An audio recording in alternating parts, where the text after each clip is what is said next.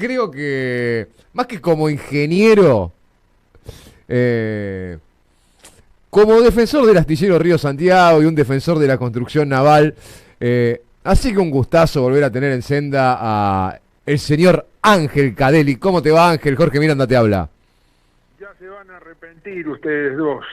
No nos hemos arrepentido todavía, Ángel querido. Están a tiempo, están a tiempo.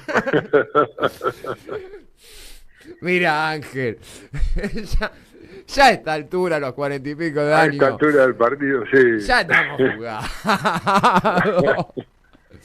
Ángel querido, la idea de convocarte a vos es un tema que venimos siguiendo desde que empezamos esta temporada de Senda y que creemos que es estratégico en las peleas que se están dando, que es la pelea que se está dando por el decreto de reprivatización de la llamada hidrovía o lo que vendría a ser la red de navegación troncal y todas las discusiones que esto nos permite abrir y quién controla nuestros puertos, quién controla nuestras exportaciones y algo que se dice cuando se piensa en controlar nuestras exportaciones, nuestros puertos, que nosotros decidamos cuánto dragar y lo draguemos nosotros mismos, creando trabajo argentino y que los recursos de ese trabajo queden en Argentina, se dicen, bueno, pero no tenemos capacidad de construcción naval. Y yo digo, en parte es cierto, pero Astillero Río Santiago sigue ahí y yo creo que tenemos todavía algo del know-how, como dicen los yanquis, de lo que fue la industria naval argentina hasta los 90. ¿Es así, Ángel? Es así y además todo lo que fue puede ser y hasta mejorado. Puede ser otra vez y hasta mejorado. Entonces, el dragado innecesario que se hace ahora del río no requiere inversiones para que el río lo vuelva a llenar. Solo el cauce del río se vuelve a llenar a su profundidad natural, que no son los 15 metros de profundidad por 70 metros de ancho del que tiene el canal. Entonces, para eso solamente hay que dejar de pagarle a Jan de Null, la empresa belga que hace el dragado por orden y cuenta del Estado argentino, dejar de subcontratarla y buenas noches. Eso tiende a la normalidad paulatinamente. En un año, en 2 años, recupera más o menos la normalidad el río. Mientras tanto, se puede ir haciendo tranquilamente las barcazas que hagan falta, a razón de una por semana, y no necesariamente en el astillero Río Santiago, se puede hacer con una estructura mucho más simple que la que tiene el astillero. El astillero está preparado para hacer buques de ultramar. Es decir, el astillero está preparado para anular y reemplazar a las flotas extranjeras. Sería un desperdicio del astillero ponerlo a hacer barcazas. Si no hay otra cosa, va a ser barcazas, pero es alimentar a un león con lauchas, como creo que ya expliqué más de una vez. Y bueno, recordemos que algunas grandes ideas de reactivar el astillero fue llenar una dársena de donde te puede salir un buque de hasta 60.000 toneladas con una lancha de 200 toneladas. Sí, sí, así. Bueno, esos son los proyectos tapón, que pactan entre los políticos profesionales de los partidos y los otros políticos profesionales que son los burócratas sindicales. Para poder decir, tenemos las 3 gradas llenas, y en realidad las tienen llenas de pelotudeces. Entonces, tienen las gradas llenas, sí, pero con pelotudeces que no las quiere nadie. La Armada, las lanchas Lica no las quiere. Cualquier oficial de la Armada que uno le pregunta, dice, ¿para qué mierda quiero yo una lancha de instrucción de cadetes? Y el cadete tiene que estar a bordo del buque de guerra. ¿Cómo va a aprender a navegar un buque de guerra si el tipo es tripulante de una lancha de instrucción? El cadete arranca haciendo tareas de menor cuantía, pero a bordo del buque de guerra. Y como está preparado, como es una Honda 600, digamos, rápidamente supera las tareas de marinería y se mete en la tarea militar. rápidamente, porque está preparado para eso durante una cantidad de años. Ahora, tiene que estar en un ámbito que le permita desarrollarse, que es el buque de guerra y no la lancha de instrucción de cadete, que es un chiste eso. Pero bueno, ahí está la sociedad. Si hacer las lanchas de instrucción de cadete, creo que en una grada se podían poner 6 en fila, más o menos, ¿no es cierto? No, más que eso también. Nosotros tenemos, la grada número 1 tiene como 200 metros. Caben un montón. Además la podemos poner a la par, de a 3 también. Puede hacerse una largada una botadura, como una largada de turismo carretera, más o menos se puede hacer. Que te ocupen la grada, digamos, para un buque de 60.000 toneladas. Con eso, viste, como que vos que sabés un poquito de construcción naval, como que te da bronca, ¿no? Y más vale, te hace hervir la sangre. Además, lo mentirosos que son. Ahora, después del desastre que hizo Basteiro, al que se le cayó otra grúa, como se le cayó al gerente de la Vidal también, entonces la Vidal cumplió 4 años de parálisis y tiró una grúa al agua. Y Kicillof no necesitó 4 años para tirar una grúa al agua, la tiró rápido en el primer año y sigue igual de paralizado que antes, porque va a trabajar 1 de cada 7 al astillero. Ahora, el astillero es inevitablemente presencial. La práctica demuestra que por WhatsApp no se pueden hacer barcos. Hay que ir y meterles mano. ¿No se puede hacer por teletrabajo? No. Han intentado. Yo he hablado con soldadores que me decían, bueno, ahora el trabajo por internet. Digo, pero si vos sos soldador, ¿de qué carajo me hablas? Bueno, no sé, habría que ver. ¿Qué vas a ver? Agarrá la pinza y andá a soldar, tenés que laburar. No, una cosa de loco. El delirio que ha provocado la pandemia es tal vez peor que la pandemia misma. Yo creo que dentro de poco vamos a recibir denuncias por polución ideológica del medio ambiente. Con la sarta de boludeces que andan volando en el aire, y en algún momento la atmósfera se va a volver tan tóxica como con el COVID-19. Produce otros efectos que son casi tan mortales como los del COVID. Pero bueno, la industria naval argentina fue una industria de cierta excelencia, con muy poca implementación, rebuscándosela a lo argentino, se lograron grandes cometidos, digamos. En Astilleros Corrientes, de la familia Gutniski, unos gorilas correntinos, como tantos otros, se hicieron unas plataformas offshore que creo que fueron exportadas a Tailandia. Las hizo el jefe de obra, era el ingeniero Bañasco, de acá de Villa Elisa, de la ciudad de La Plata, barrio de La Plata, y se hicieron ahí en Astilleros Corrientes, sobre la hidrovía. Entonces, si pudieron hacer plataformas offshore de explotación petrolera, diría uno, para expresarlo técnicamente, una barcaza la hacen con el revés de la chota. Entonces, así de cancheros pueden ser los que han hecho una plataforma offshore que desafía a tormentas en el mar, hace perforaciones a 1.500, 2.000 metros de profundidad en el mar y se mete en la tierra como 1.000 metros más todavía hasta llegar al yacimiento, y que es capaz de hacer eso para hacer una gaveta de heladera que flota, que eso es una barcaza, no tiene motor, no tiene timón, no tiene máquina, no tiene puente de mando, no tiene luces, no tiene nada, es ciega, sorda y muda la barcaza.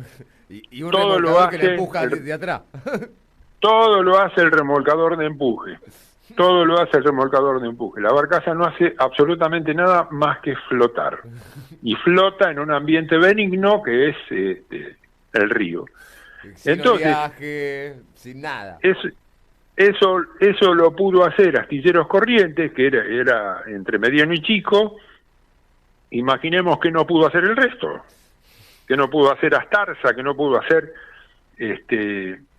Mestrina al norte de Buenos Aires. El epicentro de la industria naval argentina no fue Ensenada.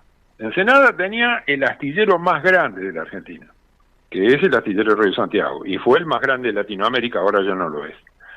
Pero el epicentro de la industria naval argentina fue Avellaneda, en la ribera sur del Riachuelo.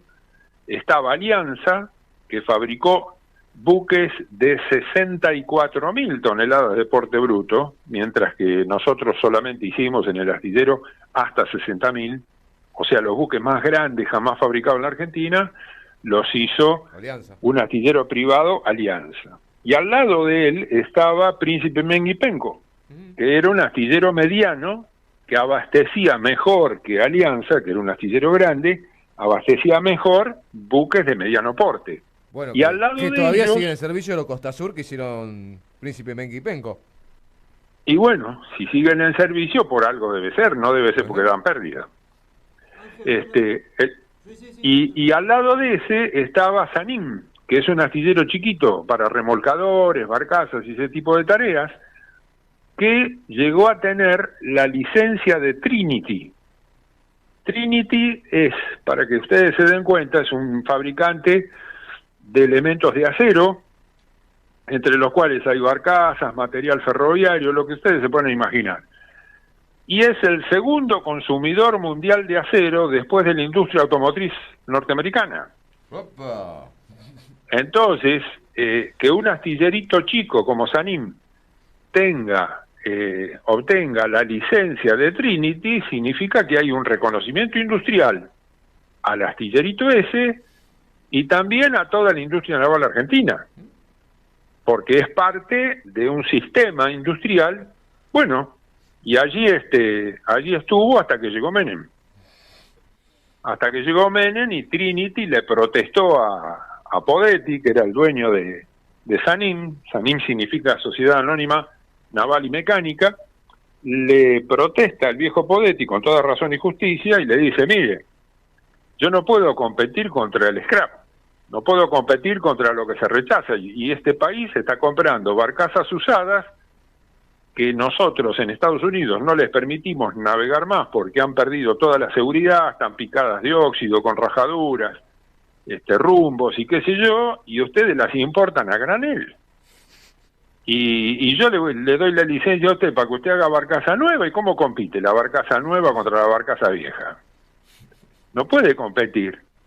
Bueno, qué sé yo, la verdad, dice, ¿por qué no hacen lo mismo con los autos? ¿Por qué no habilitan la compra de usados extranjeros? A ver cómo le va a la industria automotriz argentina. A que la hacen mierda. Y bueno, y eso es real. Entre comprar un 0 kilómetro argentino y comprar un BMW usado, y más de uno va a preferir el BMW. Entonces, esa era la situación en la que la forzaron y finalmente Trinity se retiró del país. No es que se retiró porque hubiera estado, sino le retiró la licencia, digamos, a Sanim. Y después, bueno, al tiempo cerró Sanim también, que ahora creo que es una cooperativa, no sé qué es. Pero bueno. Ángel, entonces, sí, perdón. No, termina. Entonces, con esto que acabo de decir, Astillero Río Santiago, el más grande de Latinoamérica en su momento, el más grande de la Argentina, el mediano y el chiquito en la ribera sur del Riachuelo, al norte de Buenos Aires, Astarza y Mestrina, allá en Corrientes, uno que fabrica plataformas offshore. Si todo eso existió, es mucho más fácil la situación ahora que cuando recién arrancó el astillero. Es mucho más fácil para alguien que ya lo hizo volver a hacerlo que para alguien que no lo hizo nunca. Entonces todos esos que dicen que no se puede, que son detractores, etcétera, son unos mentirosos al servicio de la embajada extranjera. ¿Cuál es el verdadero problema del astillero Río Santiago y de la industria naval en general? ¿Cuál es el kit de la cuestión? El kit de la cuestión es Malvinas 82. Entonces, en Malvinas 82, la Argentina recupera, de la mano de los genocidas, la Argentina recupera las Islas Malvinas con un buque fabricado en el astillero de Santiago, el BDT Cabo San Antonio, que lleva los pertrechos, los tanques, los camiones, las tropas, todo eso van en el BDT, en el Cabo San Antonio, la construcción número 34 del astillero de Santiago. Y en la construcción número 42 del astillero Río Santiago, un destructor tipo T-42 de la NATO, la Santísima Trinidad, que ahora la quieren hacer pelota con soplete y chatarrearla, con eso se logra la cobertura misilística y antisubmarina que protege al convoy que recupera las Malvinas. Entonces ahí se produce una reflexión en el seno del poder mundial. ¿Cuál es el seno del poder mundial? Bueno, el capo más capo del mundo es Estados Unidos, y en esa época lo era más que ahora está medio en discusiones. Pero en esa época era el líder indiscutido del planeta Tierra. ¿Y quién es el líder de Estados Unidos? Algún sonso diría el presidente. No, el líder de Estados Unidos es el Pentágono. Es el aparato industrial militar, el líder de Estados Unidos. No el presidente que votan, sino los jerarcas del aparato industrial militar que nadie vota y que pocos conocen. ¿Y quién manda dentro del aparato industrial militar? Northrop Grumman, el fabricante de armas más grande del planeta Tierra. Bueno, entonces ese es el máximo poder en el mundo, ese es el máximo poder del mundo. ¿Y qué dice ese poder cuando cree que nosotros no lo estamos escuchando? Y si lo escuchamos no le importa.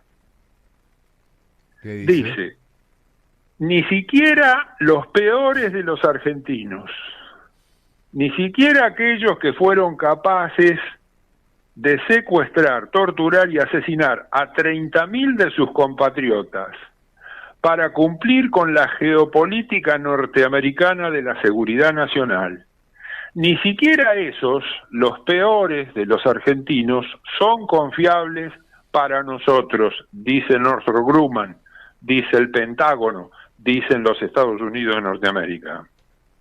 Porque cuando quisieron perpetuarse en el poder, cuando tuvieron que congraciarse con su pueblo, solo podrían hacerlo con una causa como la de Malvinas. Y lograron llenar la Plaza de Mayo, que antes llenaba Perón, y lograron que por algún momento lo vitorearan al presidente de facto Galtieri.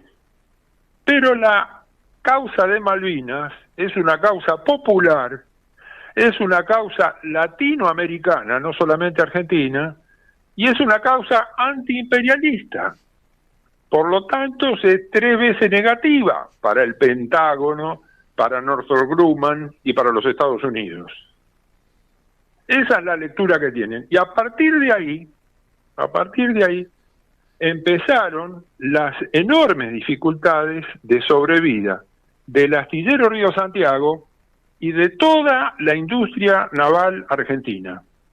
De la misma forma que empezaron también los problemas de sobrevida para YPF, que empezaron los problemas de sobrevida para ferrocarriles, que empezó carbonífero, yacimientos carboníferos fiscales, Alto Horno empezaron Zapla. Altos Hornos Zapla, empezaron los problemas para el Estado empresario, porque el Estado empresario pone en discusión la racionalidad política,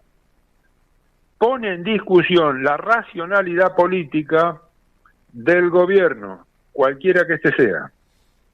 Porque el Estado empresario, la forma de desarrollarse con una gran empresa estatal, que después abre el juego y se repliega de ese mercado que ella misma está creando para darle espacio también al capital privado, para darle espacio a la pequeña y mediana empresa, tercerizando la tarea pequeña que no le conviene hacer por mano propia, ese modo de desarrollo argentino es espectacularmente eficaz, es espectacularmente bueno, y tan bueno es que nos hace diferentes a todo el resto de América Latina, porque ha sido una reiteración, ha sido una constancia, ha sido una perseverancia, ha sido una obstinación argentina mantener el Estado empresario e ir desarrollando la pequeña y mediana empresa, porque el Estado empresario argentino no es hegemónico, El Estado empresario argentino pone en discusión desde otra racionalidad política las racionalidades materialistas del mercado capitalista, pero también las racionalidades materialistas del Estado comunista. Y termina siendo una mezcla rara de Dios y Pantera que da excelentes resultados. Entonces, y los sociólogos estudian mucho. Y los sociólogos estudian mucho sin comprenderlo, porque son chupapijas de las embajadas extranjeras y de las facultades extranjeras. No le alcanza con la poronga del embajador y sorben también con igual entusiasmo la de los catedráticos extranjeros. Entonces ellos piensan en términos de capitalismo y piensan en términos de comunismo, pero no logran estos belinunes pensar en términos argentinos. Y tengo que escuchar a veces algunos comentarios más boludos que el agua de los fideos, porque dicen que, por ejemplo, nosotros que defendemos al astillero, tenemos una orientación marxista, porque defendemos la propiedad social de los medios de producción. Y se olvidan que Mariano Moreno, el primer estatizador de la Argentina, en 1810, creador de la fábrica de fusiles, armas y pólvora, una en Buenos Aires, otra en Córdoba y otra en Tucumán, lo hizo en 1810, y Carlos Marx recién nació en 1818. Pero como estos tipos lo ignoran a Moreno, y se lo leen al derecho y al revés a Marx todo el tiempo, no tienen otra categoría intelectual en la cual meternos que no sea la de marxistas. Y nosotros no somos marxistas, somos argentinos. Respetamos a todo el marxismo, respetamos a todo el marxismo, pero al pan pan y al vino vino. Y lo que es nuestro es nuestro. Lo mismo puede decirse del Ejército de los Andes de San Martín, lo mismo puede decir. Entonces, lo que pone en discusión el Estado empresario argentino es la racionalidad del sistema político.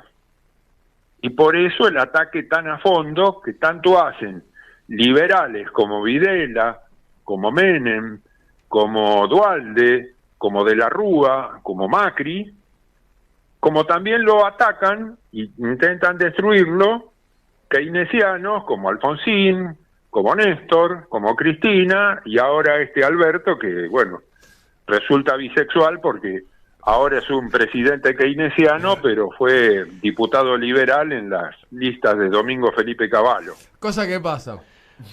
Cosas que pasan. Yo te digo una cosa, Ángel. Yo todavía no entiendo en qué momento Alberto fue peronista, digamos, porque yo siempre lo vi con los radicales y con la UCD.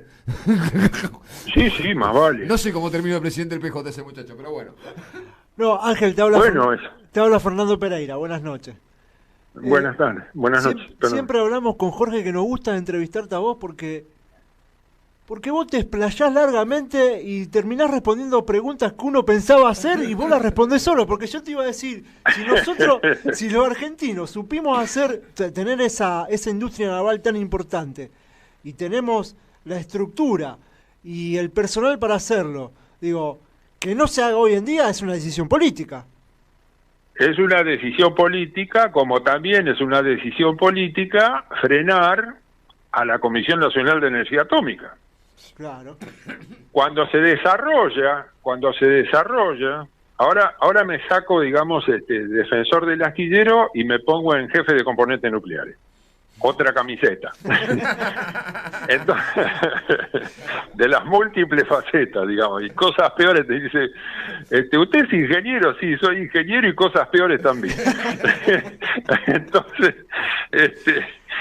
Entonces, ¿cómo es esto de la tecnología nuclear? Bueno, se desarrollan básicamente dos tipos de tecnología. Vamos a hablar groseramente de manera que lo podamos entender todo. Una tecnología es con uranio natural. Entonces el uranio natural tiene baja radioactividad. Eso hace que el medio en el cual esté sumergido el uranio natural para producir la reacción en cadena tenga que ser altamente permeable a esa radiación, porque la radiación es flojita. Entonces se crean los reactores con agua pesada. El agua pesada es muy transparente a la radiación. El agua común es opaca a la radiación. Entonces, el agua común frena la reacción en cadena, mientras que el agua pesada la permite con mucha mayor facilidad. Esto fue un método, bueno, entonces a centrifugar agua pesada, a separar el agua que en vez de ser H2O es con deuterio y no con hidrógeno, y esa es el agua pesada que se usa en los reactores que usan uranio natural. Hubo otra dirección de desarrollo tecnológico de la energía nuclear que dijeron, bueno, si no tenemos agua pesada, concentremos el uranio de manera que la radiación sea más potente y que esa radiación pueda generar reacciones en cadena en medio del agua común. Y eso es el enriquecimiento de uranio. El uranio enriquecido es uranio natural concentrado. Entonces produce mucha radiación y puede funcionar con agua normal, no necesita agua pesada. La Argentina, país de Sudamérica, habitado por italianos que se cree que son ingleses, según Jorge Luis Borges. Entonces la Argentina, país de Sudamérica, logra manejar las dos tecnologías, mientras que los alemanes manejaban una y los norteamericanos manejaban la otra. Entonces los alemanes desarrollaron toda la tecnología nuclear del agua pesada y los norteamericanos desarrollaron toda la tecnología nuclear del uranio enriquecido. Pero los alemanes no manejaban los norteamericanos y los norteamericanos no manejaban los alemanes. ¿Quién manejaba las dos tecnologías? Los tarados del sur. Los tarados del sur. Entonces, lo mismo que acabo de decir de la industria naval es aplicable también a la energía nuclear. Porque quien pudo lo más, puede lo menos. Entonces me dicen, no, porque eso es peligroso, porque la bomba atómica, que esto, que el otro, pedazo de pelotudo. Eso es como agarrar un mecánico y decirle que el tipo no puede reparar autos porque con la nafta puede hacer una molotov. Si el tipo es capaz de arreglarte un motor, que agarra la nafta, que le saca una energía útil, que te permite trasladarte, la molotov la hace en 2 segundos y medio. No, además, Ángel, recordemos que de todas las formas de producir energía, la energía nuclear ha registrado 2 incidentes importantes nada más, mientras que todas las demás formas de energía tienen incidentes mucho más grandes, lo que son represas hidroeléctricas, han provocado desastres importantes, y estos fueron 2, uno por falta de mantenimiento y corrupción en Chernobyl, y en la planta japonesa porque a los japoneses se le ocurrió hacer una planta nuclear en una región sísmica y donde encima hubo un maremoto, digamos. Y además de eso también el accidente de Three Mile Island, que por tener toda la prensa a favor pasó desapercibido, pero también hubo un accidente nuclear en Estados Unidos. Cierto. Entonces, que nunca se supo muy bien qué alcance tuvo. Cuando no se sabe, no había periodistas interesados en el tema, estaban todos atendiendo a los japoneses y atendiendo a los ucranianos, pero a los yanquis no los atiende nadie. No gozaron del beneplácito de su propia prensa. Entonces, esto que decimos de la industria naval se puede decir de la industria nuclear. Vamos a algo más mundano, más de contacto. La industria automotriz necesita importar el 70% de los autos que se venden en la Argentina. No. Cuando con un auto, que el único lugar del mundo que existía era la Argentina, cuando con una bañadera fuimos a correr a Nürburgring y le pasamos el trapo a toda la industria japonesa, europea y norteamericana, que se había concitado allí a correr las 84 horas de Nürburgring. Con el Torino. Con el Torino, que decían, pero este auto es enorme. Este auto no es un deportivo, ese auto es un familiar, esto es una ballena, es. No, Apenas pero cabe en vamos el a una circuito. cosa, digamos. ¿Vos Se va a rom- se- qué auto pensás, digamos? Vos necesitás desarrollar y aportar tecnología al trabajo agrícola y encarar el trabajo agrícola con otra concepción. ¿Qué auto es ideal? El rastrojero. El rastrojero. Y es muy fácil readaptarlo a las nuevas medidas de seguridad, el rastrojero, digamos. Es muy más, sencillo. ya estuvieron los trabajos hechos para eso. Quien puede lo más, puede lo menos. Eso Córdoba la resuelve muy fácilmente. Entonces, lo mismo que se dice de la industria naval, lo mismo que se dice de la industria nuclear, lo mismo que se dice de la industria automotriz, lo podemos aplicar a la industria petrolera, a la industria de los alimentos, a lo que se nos antoje. A lo que se nos antoje. Entonces, el problema no es de capacidad técnica. El problema es de dominación política.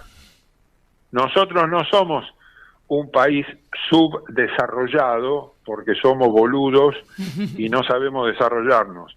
Somos un país que tiene unos hijos de puta al servicio de las embajadas que nos oprimen, nos meten la bota en la cabeza y no nos dejan desarrollar. Es un país encarajinado. Los planes sociales no se le ocurrieron a Cristina ni a la Carrió, la asignación universal por hijo, el plan jefe y jefas de hogar, todos los planes fueron concebidos en el año 1994 de urgencia por el Banco Mundial para que no se le caigan las privatizaciones a Menem. Esta es la pura verdad. Entonces, ¿quién es el primero que inunda el país con planes para contener, como si estuvieran enfermos de algo psicológico, a los desocupados? Entonces, ¿cómo? Y los contiene. Eso es típico de los gobiernos. Los brasileños se lucieron también, tuvieron una inundación de puta madre y le mandaban ansiolíticos para que la gente esté tranquila. No le mandaban comida, no le mandaban colchones, le mandaban ansiolíticos. Esa fue la ayuda que mandó el gobierno brasileño de aquel entonces, una inundación que hubo ahí en el Amazonas, no me acuerdo dónde. Bueno, entonces, los planes son parte de la dominación, porque el que entra en la disciplina de los planes no sale más. Cada vez son más los planes. Cuando viene Carolina Stanley, de la mano de un gobierno gorila, multiplica la efectividad del plan sin gastar un peso. Porque los dividió por 2. Entonces, aumentó la cantidad de planes, pero mantuvo la masa salarial, por llamarlo de alguna forma. Entonces, en vez de agarrarlo con una sola mano, lo agarraban con las 2 manos de los 2 huevos al pobre desocupado. Y tenían el efecto de regulación. El puntero le decía, se te cayó uno de los planes, no jodas porque se te cae el otro también. Ángel, ¿sabes lo que es lo más, disculpa que te interrumpa, digo, ¿sabes lo que es lo más dramático de eso? Es que muchos dirigentes peronistas terminaron abrazando el asistencialismo ese que vos estás hablando y confundiéndolo con la justicia social del peronismo del siglo pasado, ¿no? Bueno, vos le hablás de tomar gente a planta permanente desde el primer día y se aterrorizan esos dirigentes. Así es. Bueno, entonces es mucho Ángel, más revolucionario el peronismo que tiene hoy por hoy el ministro de Desarrollo Social, cuando desde un montón de organizaciones sociales le están diciendo, sí, no, flaco, aumentar la tarjeta alimentar, sí es necesario porque hay hambre, digamos, era emergencia esta, pero no es solución de nada la tarjeta alimentar. Lo que nosotros necesitamos es ingreso en las clases populares, y el ingreso te lo da programas que lleven al trabajo, que si no te dan trabajo concreto, que vayan construyendo un trabajo estable y dignificado. El pobre Arroyo tiene un infarto con eso. El trabajo es el poder. La disputa internacional es por el trabajo.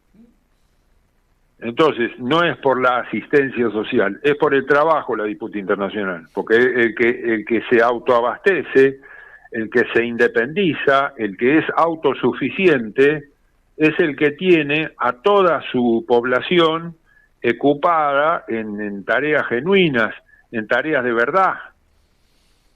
Entonces, acá en La Plata se ve, por ejemplo, los compañeros de los planes sociales, pobrecitos, que se dan cuenta ellos mismos que son demasiados para una plaza. Entonces se alternan y ponele, vienen 3 días uno y 4 días el otro grupo. ¿Por qué? Porque si vienen todos juntos, es una de cortaderas de pasto que no se puede ni caminar. Entonces, para no levantar la perdiz, ellos mismos, pícaramente, dicen, no llamemos la atención porque va a haber críticas en contra. Y ellos mismos regulan su presencia, no porque sea excesivo el trabajo o los agote físicamente, sino por una medida política de regulación de la imagen pública para no perder la changuita que tienen cortando pasto. Entonces, a mí me resulta de una violencia particularmente fuerte todo esto, porque yo soy hijo de sirviente, de carpintero, y hice la primaria en el Estado, la secundaria en el Estado, la capacitación universitaria en el Estado, trabajé un montón de años en el Estado, fui reconocido internacionalmente como profesional, trabajando para el Estado, y todo esto me resulta de una violencia muy especial, porque es gente que se está desperdiciando la vida, crecen, tienen chicos, se multiplica el modelo y no conocen otra cosa. Entonces, cuando uno les habla de la Argentina que conocí, yo tengo 70 años ya, de la Argentina que conocí con pleno empleo, y le digo, el capitalismo se desestabiliza con el pleno empleo porque se queda sin el ejército de desocupados de reserva, y no saben de qué carajo les hablo. Cuando les hablo de tener trabajo, salario familiar, plan de vivienda para el que no tiene casa, aporte jubilatorio, cumplida cierta edad, retirarse y tener un pesito, casita propia, autito, vacaciones, todo eso, y les parece una cosa inalcanzable, cuando tendría que ser, digamos, un estándar dentro de la Argentina, como lo fue en una época, ¿no? Bueno, Ángel, tenemos una entrevista más de cerrar y se le va a ir el tiempo, y siempre un gustazo hablar con vos, Ángel, querido. Igualmente, les mando un abrazo, y si no se han arrepentido, espero su próximo llamado. Seguramente le vamos a llamar, ambos éramos amigos de Jorge Acedo, así que... Jorge Acedo, el Petizo Peirano, compañerazos. Vamos a seguir hablando ocasionalmente contigo, querido Ángel, y siempre un gustazo. Soy discípulo yo me considero un discípulo de Jorge Acedo. La próxima vez hablamos un poquito de él y de sus enseñanzas. Pero básicamente el que pudo lo más pudo, el que pudo lo más pudo lo menos, y hay que pensar en generar el trabajo argentino, muchachos, y para eso tenés que tomar las herramientas que tenés. Uno de ellos es el control de los puertos. Uno de ellos es la reserva de carga, uno de ellos es la construcción naval. Uno de ellos, hay muchos más.